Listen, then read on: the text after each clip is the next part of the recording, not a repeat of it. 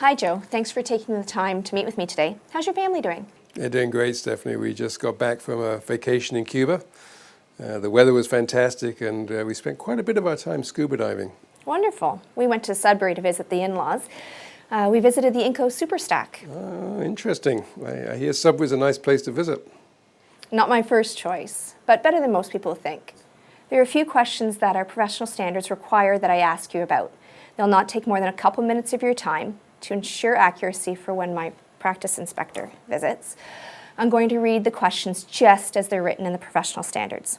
So please bear with me if they seem long or confusing. My first question is whether management has assessed the risk that financial statement may be misstated due to fraud. No, we have not.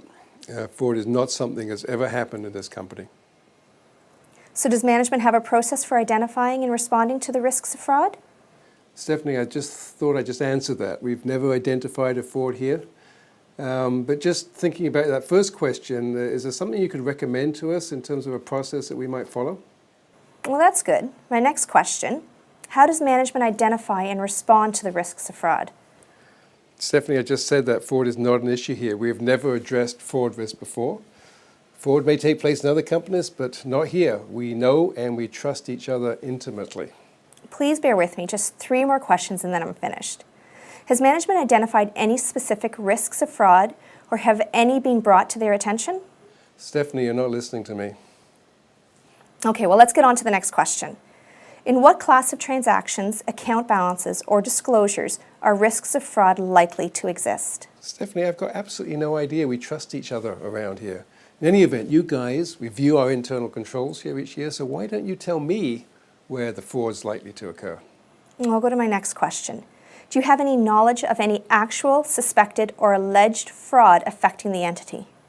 How much am I paying you guys to waste my time like this? These questions are repetitive and they're boring. Isn't there anything else we can discuss? No, I don't have any other questions, but thank you very much for your time. Thank goodness that's over. Maybe you should speak to my accountant next time instead of coming in here and wasting my time.